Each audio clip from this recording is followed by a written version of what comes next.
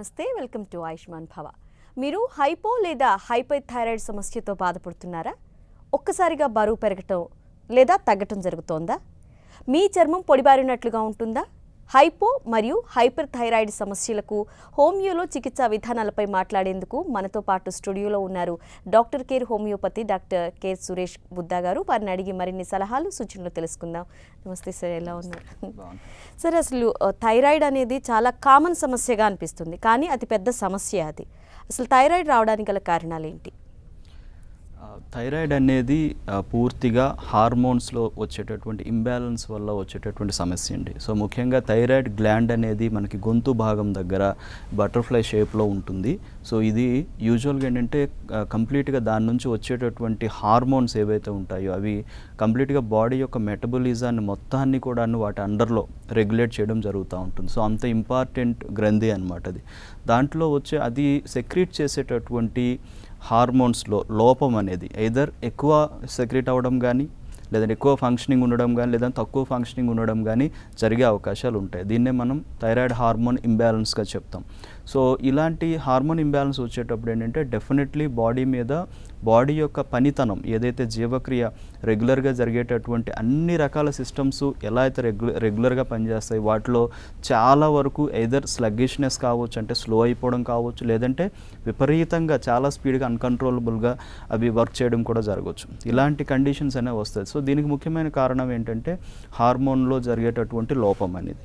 So ఇది ముఖ్యంగా దీన్ని స్టిమ్యులేట్ చేసే హార్మోన్ పైన ఆధారపడి ఉంటుంది. సో థైరాయిడ్ గ్లాండ్ని స్టిమ్యులేట్ చేసే హార్మోన్ని మనం థైరాయిడ్ స్టిమ్యులేటింగ్ హార్మోన్ అంటాం. సో ఇది బ్రెయిన్లో ఉండేటటువంటి ఒక పార్ట్ నుంచి రిలీజ్ అవ్వడం జరుగుతుంది. బ్రెయిన్ కింద ఉండే పిట్యూటరీ అనేటటువంటి ఒక గ్లాండ్ నుంచి రిలీజ్ అవ్వడం జరుగుతుంది. సో ఈ పిట్యూటరీ గ్లాండ్ నుంచి రిలీజ్ అయ్యి ఈ హార్మోన్ పనిచేసే విధానం, థైరాయిడ్ పనిచేసే ఇదంతా రెగ్యులేట్ చేసేటటువంటి ప్రక్రియ అంతా కూడా బ్రెయిన్కి రిలేటెడ్గా ఉంటుంది. సో డెఫినెట్లీ చాలా రకాలైన మానసిక ఒత్తిడులు అనేవి అధికంగా తీసుకునేటటువంటి వాళ్ళు, అధికమైన టెన్షన్స్ తీసుకునేటటువంటి వాళ్ళు, ఎక్కువ బాధకి గురయ్యేటటువంటి పర్సనాలిటీస్ కావచ్చు, ఇలాంటి మానసిక ఒత్తిడులు అధికంగా ఉన్నా, లేదంటే జెనెటికల్గా వంశపారంపర్యంగా కూడాను ఈ యొక్క థైరాయిడ్ ఇంబ్యాలెన్సెస్ అనేవి క్యారీ ఫార్వర్డ్ అవ్వడం కానీ అతి ముఖ్యంగా చెప్పాలంటే ఇవి ఉంటాయండి. సో దీనికి తోడు మన యొక్క లైఫ్ స్టైల్, ఇప్పుడు ఉన్నటువంటి పరిస్థితుల్లో మన లైఫ్ స్టైల్ అనేది ఏంటంటే ఒక డిసీజ్కి ఇంకా తోడుగా ఉండడం జరుగుతుంది. సో డిసీజ్ అనేది ఆ ఇంబ్యాలెన్స్ అనేది దానంతటే తగ్గకుండా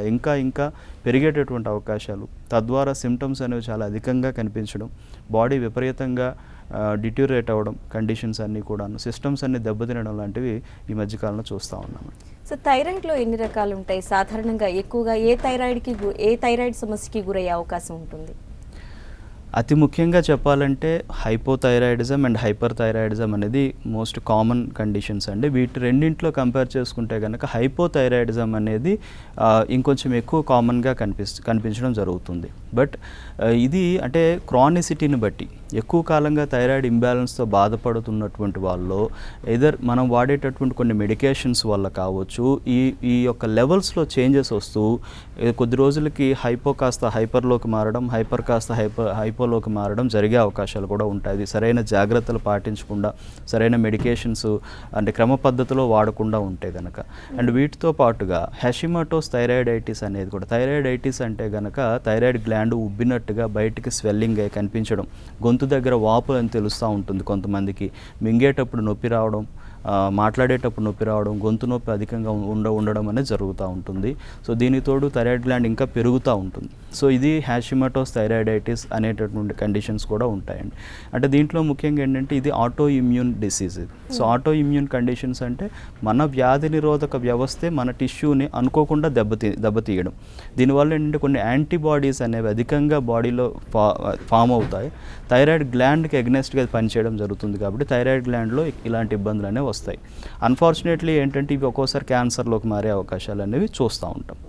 సో కామన్గా ఇంతకు ముందు కాలంలో ఎలా ఉండేదంటే నార్మల్ గాయిటర్స్ కూడా ఉండేవండి. సో ఇప్పుడు కూడా కొన్ని రకాలంటే థైరాయిడ్ గ్లాండ్ ఎటో ఒకవైపు ఉబ్బినట్టుగా కనిపిస్తుంది. సో టోటల్గా గ్లాండ్ ఉండేటప్పుడు ఏదో రైట్ సైడ్ కానీ లెఫ్ట్ సైడ్ కానీ కొంచెం ఉబ్బినట్టుగా కనిపించడం జరుగుతూ ఉంటుంది. సో వీటిలో మనకి గాయిటర్ అంటాం దాన్ని. సో గాయిటర్లో కూడా కొన్ని రకాలు ఉంటాయి మళ్ళీ. అంటే సింపుల్ నాడ్యులర్ గాయిటర్ కావచ్చు, లేకపోతే మల్టిపుల్గా నాడ్యూల్స్ అనేవి ఫామ్ కావచ్చు, ఇట్లాంటివి కొన్ని ఉంటాయి. కొన్ని చాలా తక్కువ పరిస్థితుల్లో థైరాయిడ్ సిస్ట్ లాంటివి కూడా డెవలప్ అవడం జరుగుతుంది. అంటే నీటి బుడగలు లాంటివి చిన్నగా థైరాయిడ్ ఎక్కడో ఒక చోట చిన్నగా నీటి బుడగ లాంటివి రావడం జరుగుతుంది. సో ఇవి కామన్గా కనిపించే థైరాయిడ్ యొక్క కండిషన్స్ అండి. సార్ నెక్స్ట్ మనకి ప్రకాశం జిల్లా నుంచి రమణారెడ్డి గారు లైన్లో సిద్ధంగా ఉన్నారు. రమణారెడ్డి గారు నమస్తే అండి, మీ సందేహం ఏంటో డాక్టర్ గారిని అడగండి. నమస్కారం సార్, చెప్పండి. గొంతులో వాపు వచ్చిందండి. ఎప్పటి నుంచి అండి? డాక్టర్ దగ్గరికి వెళ్తే సంవత్సరం అయిందండి. ఓకే, చెప్పండి. వాపు వచ్చింది, నొప్పి వచ్చినట్టు ఉంటుంది, అట్లా లావు ఉంటుంది, ఎప్పుడు వాపు వచ్చినట్టే ఉంటుంది సార్. అది డాక్టర్ ఏమో ఆపరేషన్ చేయాలన్నాడు. ఓకే అండి, అదండి. ఓకే. సో చేయాలన్నా మందుల వల్ల పోతే సార్? యా, డెఫినెట్లీ మెడిసిన్స్ ద్వారా దానికి ట్రీట్మెంట్ ఉందండి. ఆపరేషన్స్ అనేవి అంటే కనుక యూజువల్గా థైరాయిడ్ గ్లాండ్ వాప్ అనేది రావడం, అది ఏ రకమైన వాప్ అనేది చాలా ఇంపార్టెంట్ సార్. ఒకటి, దానికి స్కాన్ అనేది తీసి చూడడం జరుగుతుంది. అల్ట్రాసౌండ్ థైరాయిడ్ చేయించుకోవడం మంచిది, ఆల్రెడీ చేసే ఉండొచ్చు. రెండవది ఏంటంటే ఆ కండిషన్కి ఇంకా కొంచెం డీపర్ కండిషన్స్ వెళ్తే కనుక ఎఫ్ఎన్ఏసి ఫైన్ నీడిల్ ఆస్పిరేషన్ చేసి చూస్తారు ఏ రకమైన టిష్యూ వల్ల వాప్ అనేది డెవలప్ అయింది అనేది. రెండవది ఏంటంటే ఆ టిష్యూ ఏ రకంగా మారొచ్చు ముందు లేదంటే బయాప్సీ లాంటివి కూడా చేయొచ్చు. వీటిలో ఏంటంటే తీవ్రత అనేది తెలుస్తుంది మనకంటే ఏ రకమైన టిష్యూ వల్ల ఫామ్ అవుతుంది. కొన్నిసార్లు క్యాన్సరస్ టిష్యూ లాంటివి ఫామ్ అవుతూ ఉంటాయి, కొన్నిసార్లు నాన్ క్యాన్సరస్ టిష్యూస్ ఫామ్ అవుతూ ఉంటాయి. So mostly non cancerous tissue వల్లనే వాప్ అనేది ఎక్కువగా చాలా మందిలో కనిపిస్తుంది. కాబట్టి మనం దానికంటే ఇప్పుడు ఆపరేట్ చేసి కంప్లీట్గా గ్లాండ్ రిమూవ్ చేయడం వల్ల ముందు దాని యొక్క కాంప్లికేషన్స్ అనేది బాడీ తట్టుకోవడం కష్టం అవుతుందండి. ఎందుకంటే థైరాయిడ్ పనిచేసే విధానాన్ని బాడీలో ఏ పార్టు మళ్ళీ ఇంకా పనిచేయదు. So definitely hormone imbalance life time ఉండిపోతుంది అండ్ దానివల్ల బాడీ యొక్క కంప్లీట్ సిస్టమ్స్ అన్నీ కూడా స్లో అవుతూ బాడీ దెబ్బతినే అవకాశం ఉంటుంది. సో అలా కాకుండా హోమియోపతి వైద్యం తీసుకుంటే కనుక ఆ రూట్ కాజ్ ఏంటి అంటే ఏ రకమైన టిష్యూ మనకి ఫామ్ అయింది, ఆ రావడానికి రీజన్ ఏంటి, ఏ రకమైన హార్మోన్ ఇంబ్యాలెన్స్ ఉంది, దానికి లీడ్ చేసినటువంటి మానసిక స్థితిగతులు ఏంటి, వీటన్నిటిని ఆధారంగా చేసుకుని హోమియోపతి మందులు ఇవ్వడం జరుగుతుంది. కాబట్టి డెఫినెట్లీ వాప్ అనేది తగ్గుతుంది. యాంటీబాడీ రియాక్షన్స్ ఉంటే వాటిని కంట్రోల్ చేసుకోవచ్చు. ఆ విధంగా పూర్తిగా దీనికి ఆపరేషన్ లేకుండా మనం క్యూర్ చేసుకోవచ్చు అండి. ఓకే డాక్టర్ గారు, నెక్స్ట్ మనకి హైదరాబాద్ నుంచి జయలక్ష్మి గారు లైన్లో ఉన్నారు. జయలక్ష్మి గారు నమస్తే అండి, మీ సందేహం ఏంటో డాక్టర్ గారిని అడగండి. గుడ్ ఆఫ్టర్నూన్ అండి డాక్టర్ గారు. గుడ్ ఆఫ్టర్నూన్ అమ్మా, చెప్పండి. నేను థైరాయిడ్ టెస్ట్ చేయించుకున్నప్పుడు 4 వరకు ఉందండి, 4 కిలో ఉంది. అయితే దానికి మళ్ళీ మెడిసిన్ వాడాను, తగ్గిపోయింది అన్నారు. మళ్ళీ 2-3 టైమ్స్ చేయించుకుంటే 4 లోపే ఉంటుందండి. ఏమో వద్దు మెడిసిన్ వద్దు అంటున్నారు.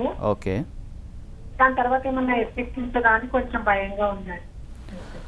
లేదమ్మా, యాక్చువల్గా థైరాయిడ్ స్టిమ్యులేటింగ్ హార్మోన్ బేస్ చేసుకుని మనం చెప్పడం జరుగుతుంది. టీఎస్హెచ్ అంటాము. టీఎస్హెచ్ అనేది నార్మల్ వాల్యూస్ అనేవి 0.35 నుంచి 5.5 వరకు ఉంటుందమ్మా.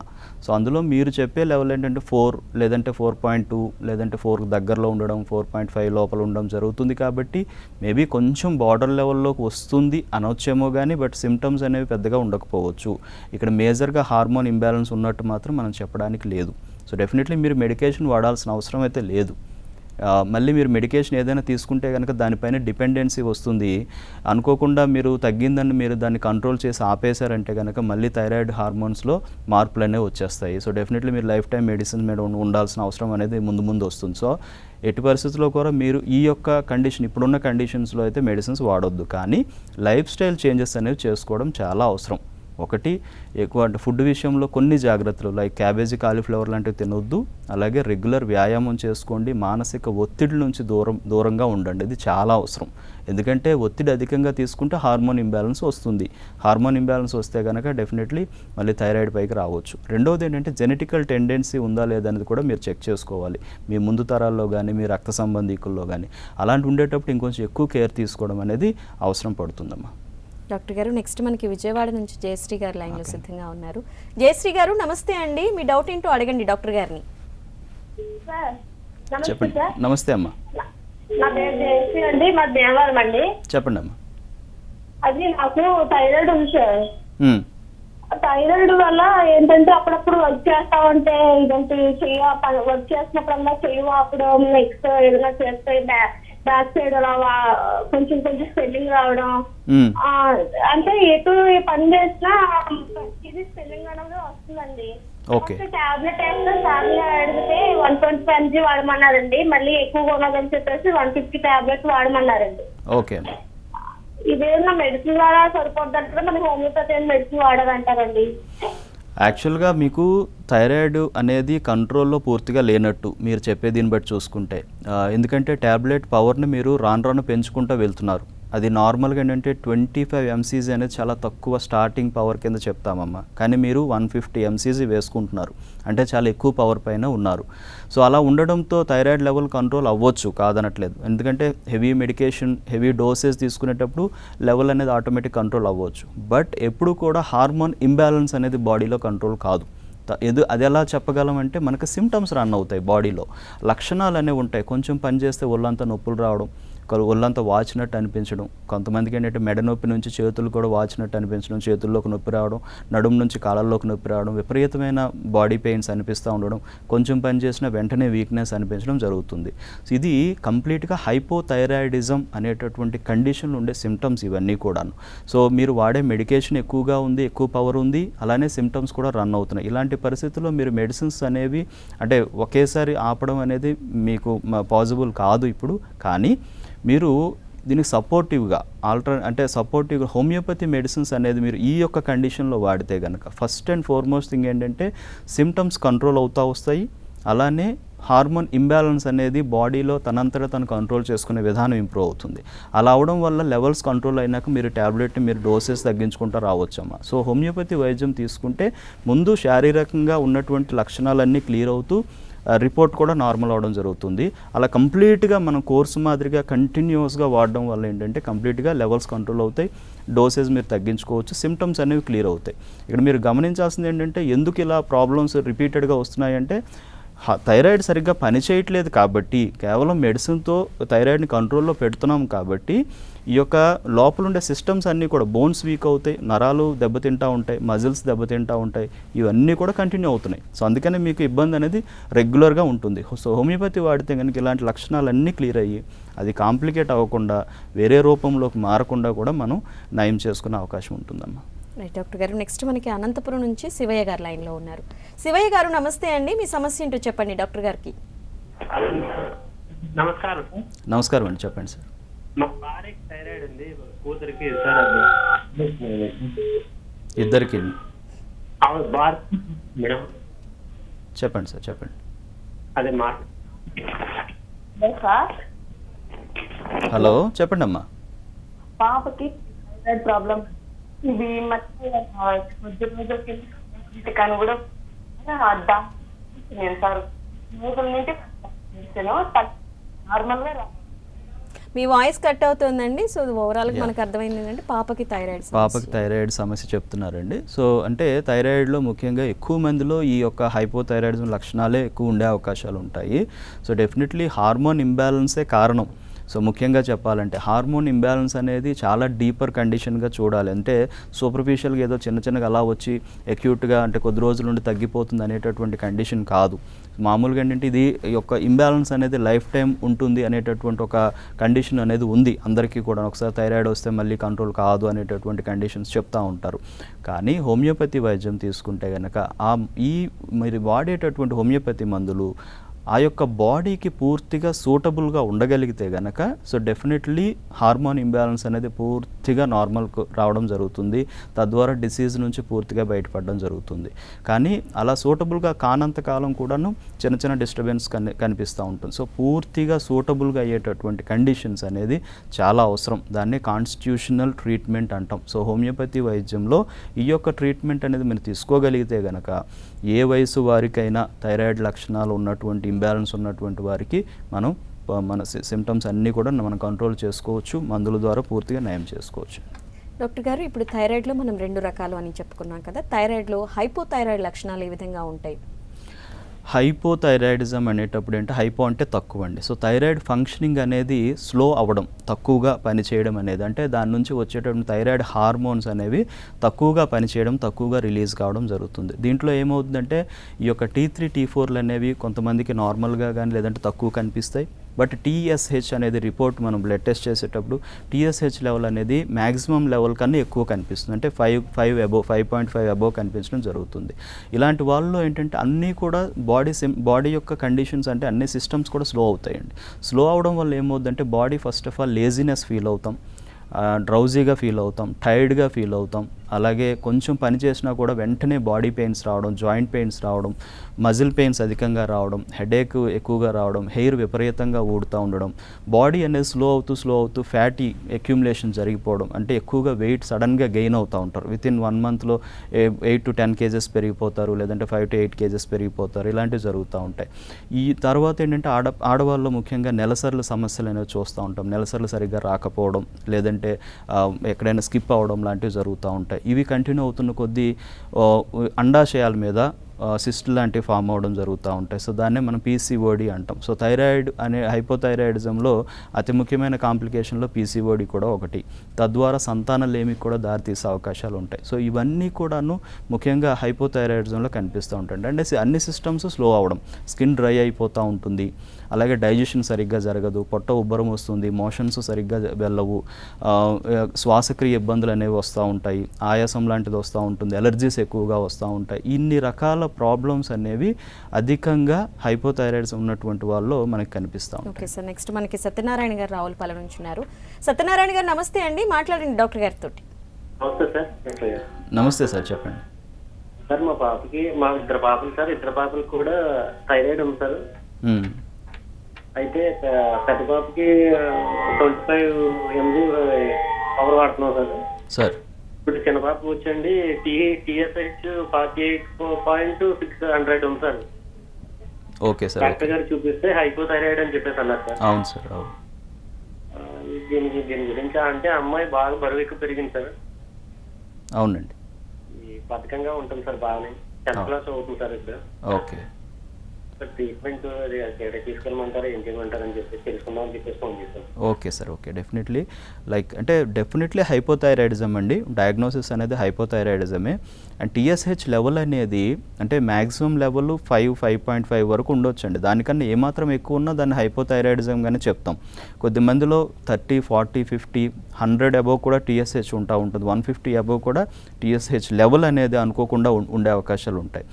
ఈ లెవెల్ని బట్టి సిమ్టమ్స్ అనేవి ఉంటాయండి. సో ఎప్పుడైతే టీఎస్హెచ్ లెవెల్ అధికంగా అవుతూ ఉంటుందో మనకి సిమ్టమ్స్ కూడా అదే మాదిరి ఎక్కువగా కనిపించడం జరుగుతుంది. చిన్న వయసు అంటే 14-15 years పాప కాబట్టి సో డెఫినెట్లీ వాళ్ళు ఈ బరువు ఎక్కువ పెరగడం, లేజినెస్, డ్రౌజీనెస్, టైర్డ్నెస్ ఎక్కువ కనిపిస్తుంది, హెయిర్ విపరీతంగా ఉడుతుంది, అండ్ ఇవి యొక్క మెన్సెస్ కూడాను డిస్టర్బెన్స్ కూడా కనిపించే అవకాశాలు ఉంటాయి. సో ఇవన్నీ కూడా ముందు ఇంకా కాంప్లికేట్ అవ్వగలిగేటటువంటి కండిషన్స్గా వెళ్ళిపోతాయండి. సో ఇలా కాకుండా దీనికి హోమియోపతి వైద్యం తీసుకుంటే కనుక ఈ యొక్క బాడీ యొక్క నేచర్ని బట్టి, సో ఇద్దరు పిల్లలకి ప్రాబ్లం ఉండొచ్చు, లేదంటే ఒకరికి ప్రాబ్లం ఉండొచ్చు, ఏదైనా ఒక్కొక్కరికి వాళ్ళ యొక్క ఇండివిజువల్ బాడీస్ అనేవి డిఫరెంట్గా ఉంటాయండి, వాళ్ళ మానసిక స్థితిగతులు డిఫరెంట్గా ఉంటాయండి. సో వాటన్నిటినీ కూడా ఇంక్లూడ్ చేసుకుంటేనే మనం ఇచ్చే మెడిసిన్ అనేది ఆ బాడీకి పూర్తిగా సూటబుల్గా ఉంటుంది. ఏదో లెవెల్ ఒకటే బేస్ చేసుకుని ఇవ్వడానికి కాదండి. సో ఎప్పుడైతే కంప్లీట్గా బాడీ యొక్క నేచర్ని బేస్ చేసుకుని మందులు ఇస్తామో అప్పుడు హార్మోన్ ఇంబ్యాలెన్స్ అనేది బాడీ దానంతది కంట్రోల్ చేసుకోవడానికి బాడీకి ఆ శక్తి పెరుగుతుంది, లోపల ఇంబ్యాలెన్స్ అనేది క్లియర్ అవుతుంది, రెగ్యులేట్ అవ్వడం జరుగుతుంది. ఎందుకంటే థైరాయిడ్ వచ్చే ముందు సిమ్టమ్స్ అన్నీ ఏం లేకుండా థైరాయిడ్ లెవెల్స్ అన్ని కంట్రోల్లో ఉన్నాయి కదండి. సో డెఫినెట్లీ మనం వెనక్కి తీసుకువెళ్ళి రెగ్యులేట్ చేసుకునే అవకాశం హోమియోపతి వైద్యం ద్వారా ఉందండి. సో ఇటువంటి పరిస్థితుల్లో హోమియోపతి వైద్యం తీసుకోవడం చాలా మంచిదండి. ఓకే డాక్టర్ గారు, థైరాయిడ్ అనేది వంశపారపర్యంగా కూడా వచ్చే అవకాశం ఉంటుంది అంటుంటారు కదా, సో ఇది ఎంతవరకు వస్తుంది, దీని లక్షణాలు ఏ విధంగా ఐడెంటిఫై చేయాలి? వంశపారంపర్యత అనేది మ్యాక్సిమం ఉంటుందండి. ఎందుకంటే సో చాలామందిలో ముందు తరాల వారికి లైక్ మదర్కి కానీ, ఫాదర్కి కానీ, సిస్టర్స్ కానీ, లేదంటే గ్రాండ్ పేరెంట్స్లో ఎవరికైనా కానీ థైరాయిడ్ యొక్క డిస్టర్బెన్స్ అనేది ఉంటే కనుక, వాళ్ళు ఏదైనా మెడికేషన్స్ వాడుతూ ఉండడం కానీ అలాంటి అవకాశం ఉంటే కనుక నెక్స్ట్ జనరేషన్స్కి అది ఆ టెండెన్సీ క్యారీ ఫార్వర్డ్ అయితే అవుతుంది. సో ఆ టెండెన్సీ క్యారీ ఫార్వర్డ్ అయిన తర్వాత ఒక్కొక్కరి బాడీలో అది ఎప్పుడు బయటపడుతుంది అనేది కంప్లీట్గా ఇండివిజువల్ బాడీ యొక్క లైఫ్ స్టైల్, వాళ్ళ యొక్క మానసిక స్థితిగతుల మీద మాత్రమే ఆధారపడి ఉంటుంది. ఎందుకంటే ఇక్కడ ఎన్విరాన్మెంటల్ చేంజెస్ కొంత కారణం, అంటే లైక్ మనం ఎక్కడ ఉంటున్నాం, ఎలాంటి వాతావరణ పరిస్థితుల్లో ఉంటున్నాం, దానివల్ల మన మైండ్ మీద ఎటువంటి ప్రభావం అనేవి చూపిస్తున్నాయి, అంటే ఎవరి చుట్టూ ఉంటున్నాం, ఎలాంటివి ఉన్నది. అలానే మానసిక ఒత్తిడులు, కొంతమందికి విపరీతమైనటువంటి గ్రీఫ్ అంటే బాధ, ఏదైనా ఒక విషయం మీద ఒక డిసప్పాయింట్మెంట్ కానీ ఇలాంటి కండిషన్స్ ఉండొచ్చు. కొంతమంది కంటిన్యూస్గా ఒకటే బాధని వాళ్ళు దిగమింగుకుంటా ఉండొచ్చు. కొంతమందికి ఇష్టం లేనటువంటి పరిస్థితుల్లో వాళ్ళు ఉండే అవకాశాలు ఉంటాయి. సో ఇలాంటి వాటి వల్ల ఏమవుద్దంటే కంటిన్యూస్గా మనసులో లేదంటే మైండ్లో ఎక్కువగా ఆ నెగిటివ్ ప్రెషర్ని వాళ్ళు క్యారీ చేస్తూ ఉంటారు. ఆ క్యారీ చేయడం వల్ల ఈ యొక్క మన బ్రెయిన్కి సంబంధించి కొన్ని కెమికల్ ఇంబ్యాలెన్సెస్ జరుగుతాయి. సో కెమికల్ ఇంబ్యాలెన్స్ పెరుగుతున్న కొద్దీ టెండెన్సీస్ ఏవైనా ఉన్నా కూడా అవి బయటపడే అవకాశాలు ఉంటాయి. ఆ టెండెన్సీస్లో లైక్ థైరాయిడ్ రిలేటెడ్ టెండెన్సీ ఉంటే కనుక మ్యాక్సిమం బయటపడే అవకాశం ఉంటుంది. సో ఈ యొక్క జెనెటికల్ టెండెన్సీస్ మాత్రం డెఫినెట్లీ థైరాయిడ్ సంబంధించి మాత్రం ఉంటాయని చెప్పొచ్చండి. డాక్టర్ కేర్లో థైరాయిడ్కి సంబంధించి ఎటువంటి అత్యాధునిక చికిత్సలు అందుబాటులో ఉన్నాయి? యాక్చువల్గా హోమియోపతి వైద్యంలో థైరాయిడ్ ఇలాంటి క్రానిక్ కండిషన్స్ అన్నింటికీ కూడాను ట్రీట్మెంట్స్ అనేవి అవైలబుల్గా ఉన్నాయండి, ఎప్పటి నుంచో ఉన్నాయి. బట్ ఇప్పుడున్న పరిస్థితుల్లో ఏంటంటే కంప్లీట్గా శరీర తత్వం అనేది చాలా అవసరం. సో థైరాయిడ్ రిలేటెడ్గా కొన్ని రకాల నార్మల్గా వాడే మెడికేషన్స్ ఉంటాయండి, బట్ వాటి వల్ల ఏంటంటే ఇయర్స్ టుగెదర్ వాళ్ళు కంటిన్యూగా వాడుతూ ఉంటారు, కానీ థైరాయిడ్ యొక్క సిమ్టమ్స్ కూడా కొంతమంది రన్ అవుతూ ఉంటాయి. అలా కాకుండా శరీర తత్వాన్ని ఆధారంగా చేసుకొని జెనెటిక్ కాన్స్టిట్యూషనల్ సిమిలిమం అనేటటువంటి ఒక ప్రాసెస్, ఈ ట్రీట్మెంట్ ప్రాసెస్, ఆ ప్రాసెస్ని ఫాలో అవుతూ మెడిసిన్స్ ఇవ్వాల్సిన అవసరం ఉంటుంది. దాన్ని ఫాలో అవుతూనే మెడిసిన్ యొక్క డోసేజ్ అడ్జస్ట్మెంట్ చేయాల్సిన అవసరం ఉంటుంది.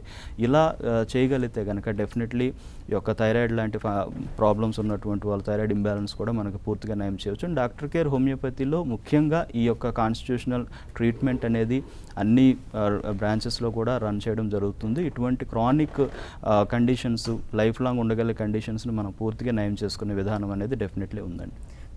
థైరాయిడ్ అనేది ఒక దీర్ఘకాలిక సమస్య, అది ఒక్కసారి వస్తే ఇక మళ్ళీ అంతం అనేది ఉండదు అంటారు. మరి డాక్టర్ కేర్లో దానికి పర్మనెంట్ పరిష్కార మార్గం అనేది ఉందంటారా? యాక్చువల్గా థైరాయిడ్ ఇంబ్యాలెన్స్ అనేది మనకి ఒక ఏజ్ తర్వాత, లేదు కొంతమంది చిన్నపిల్లల్లో కానీ ఒక ఏజ్ తర్వాత కానీ బయటపడింది. దానికి కూడా ఒక రూట్ కాజ్ అనేది ఉంటుందండి. ఆ రూట్ కాజ్ని బేస్ చేసుకుని ఇంబ్యాలెన్స్ని క్లియర్ చేసే విధానంలో హోమియోపతిలో మందులు ఇవ్వగలిగితే కనుక థైరాయిడ్ మళ్ళీ పూర్తిగా కంట్రోల్లోకి వస్తుందండి. సో అలా కాకుండా కేవలం లెవెల్ ఎంత ఉందని బేస్ చేసుకుని మనం మెడికేషన్ ఇస్తే కనుక మీరు అన్నట్టు అది లైఫ్ టైం మందులు వాడాల్సిన అవసరం వస్తుంది. అలా కాకుండా బాడీ యొక్క తత్వాన్ని ఆధారంగా చేసుకొని హోమియోపతి వైద్యం ఇవ్వగలిగితే కనుక, ఎందుకంటే హోమియోపతి మందులు ఎక్కడికి వెళ్ళినా మెడికేషన్ ఓకే, బట్ ఏ పేషెంట్కి ఏ శరీర తత్వాన్ని బట్టి ఏ మందు వెళ్తుంది, అది ఎలా ఇవ్వాలి, ఎన్ని డోసెస్ ఇవ్వాలనేది చూడాలి. అలా కరెక్ట్గా వెళ్ళగలిగితే కనుక డెఫినెట్లీ థైరాయిడ్ ఇంబ్యాలెన్స్ మళ్ళీ బాడీ దానంతటది కంట్రోల్ చేసుకుంటుందండి. సో బాడీ దానంతటది డిసీజ్ని కంట్రోల్ చేసుకుని రెగ్యులేట్ చేసుకోగలిగితే కనుక అది డెఫినెట్లీ డిసీజ్ నుంచి బాడీ బయటపడ్డట్టే. లెవెల్స్ కంట్రోల్ ఉంటే సిమ్టమ్స్ నార్మల్ అవుతాయి. కాబట్టి ఇలాంటి క్రానిక్ కండిషన్ అయినా కూడా మనకు పూర్తిగా మన కంట్రోల్లోకి వచ్చేస్తుంది. సరే, అదేవిధంగా గర్భిణీ స్త్రీలలో థైరాయిడ్ అకస్మాత్తుగా బయటపడుతుంది. సో దాని ఎఫెక్టు బిడ్డ మీద కూడా చూపిస్తుంది అంటుంటారు డాక్టర్లు. మరి అలాంటి వారికి డాక్టర్ కేర్లో ప్రత్యేక చికిత్సలు ఏమైనా అందుబాటులో ఉన్నాయా? చాలా వరకు ప్రెగ్నెన్సీ టైంలో జనరల్ హార్మోన్ ఇంబ్యాలెన్సెస్ అనేవి ఉంటాయండి. సో దాంట్లో ముఖ్యంగా థైరాయిడ్ ఇంబ్యాలెన్స్ కూడా వస్తూ ఉంటుంది. సో ఇక్కడ ఏంటంటే కొన్ని రకాల మెడికేషన్స్ కూడా, లైక్ అంటే థైరాయిడ్ లెవెల్ అనేది బార్డర్లో ఉన్నా కూడా మెడికేషన్ స్టార్ట్ చేస్తూ ఉంటారు. అలా స్టార్ట్ చేయడం వల్ల ఏమవుతుందంటే థైరాయిడ్ లెవెల్ కంట్రోల్ అవుతుంది మెడిసిన్ వల్ల. తర్వాత వాళ్ళకి డెలివరీ తర్వాత కూడా మళ్ళీ కొన్నాళ్ళకి మళ్ళీ థైరాయిడ్ బయటపడే అవకాశాలు కూడా ఉంటాయి. సో నార్మల్గా కూడా ప్రెగ్నెన్సీ టైంలో కొంతమందికి డయాబెటీస్ రావచ్చు, కొంతమందికి హైపోథైరాయిడిజం కండిషన్స్ రావచ్చు. ఇవి డెలివరీ తర్వాత నార్మల్ అవుతాయి, బట్ కొద్ది రోజుల తర్వాత మళ్ళీ కనిపిస్తాయి. అంటే పర్టికులర్గా గమనించాల్సింది ఏంటంటే, ఒకటి ఆ బాడీకి ఆ టెండెన్సీ ఉన్నట్టు. సో థైరాయిడ్ అనేది మొత్తం కంప్లీట్గా సిస్టమ్ అన్నిటినీ రెగ్యులేట్ చేయగలుగుతుంది. కాబట్టి బిడ్డ యొక్క పెరుగుదల పైన కూడా కొంతవరకు ఎఫెక్ట్ చూపించే అవకాశాలు ఉంటాయి. కంప్లీట్గా అని కాదు, కొంతవరకు ఎఫెక్ట్ చూపించే అవకాశాలు ఉంటాయి. సో దీనికి ఏంటంటే హోమియోపతి వైద్యంలో ఏంటంటే మొదటి నుంచి కూడా మనం ఎలాంటి కేర్ తీసుకుంటున్నాం, ఎలాంటి జాగ్రత్త బాడీ పరంగా తీసుకుంటున్నాం, బాడీకి కావాల్సిన న్యూట్రియంట్స్ అన్నీ వెళ్తున్నాయా లేవా, బాడీ యొక్క మెటబాలిజం కరెక్ట్గా రన్ అవుతుందా లేదా, దీన్ని బేస్ చేసుకుని హోమియోపతి వైద్యం అనేది ఉంటుందండి. సో అలా మనం చేయగలిగితే కనుక ఎటువంటి కాంప్లికేషన్స్ రాకుండా నయం చేసుకోవచ్చు. ఓకే, చివరిసారిగా ప్రేక్షకులకి మీరేం చెప్తారు? ఇట్లాంటి అంటే థైరాయిడ్ ఇంబ్యాలెన్సెస్లో ముఖ్యంగా hypothyroidism or hyperthyroidism or Hashimoto's thyroiditis ఇలాంటి కండిషన్స్ ఏమున్నా కూడా హోమియోపతి వైద్యంలో చాలా మంచి ట్రీట్మెంట్ అనేది ఉంది. ఈవెన్ దో మీరు వేరే మెడికేషన్స్ వాడొచ్చు వాళ్ళు, కంటిన్యూ చేసినా కూడా హోమియోపతి వైద్యం అనేది పూర్తిగా బాడీ యొక్క తత్వాన్ని బేస్ చేసుకుని ఉంటుంది, ఎటువంటి సైడ్ ఎఫెక్ట్స్ లేకుండా ఉంటుంది. ఇలాంటి లైఫ్ టైం ఉండగలిగే కండిషన్స్ను కూడా మనం కొంత టైంలో మనం డెఫినెట్లీ మనం పూర్తిగా మన కంట్రోల్లో తీసుకొచ్చేటువంటి అవకాశం అనేది ఉంటుంది. కాబట్టి డెఫినెట్లీ హోమియోపతి వైద్యం ఇలాంటి కండిషన్స్కి వాడడం అనేది మంచిదండి. ఓకే డాక్టర్ గారు, థైరాయిడ్కి సంబంధించి చాలా చక్కని పరిష్కార మార్గాలు చూపించినందుకు ధన్యవాదాలండి. ఇది వాళ్ళ ఆయుష్మాన్ భవ. చిన్న బ్రేక్ తీసుకున్నాం. బ్రేక్ తర్వాత న్యూస్ అప్డేట్స్ కంటిన్యూ అవుతాయి. Stay with us.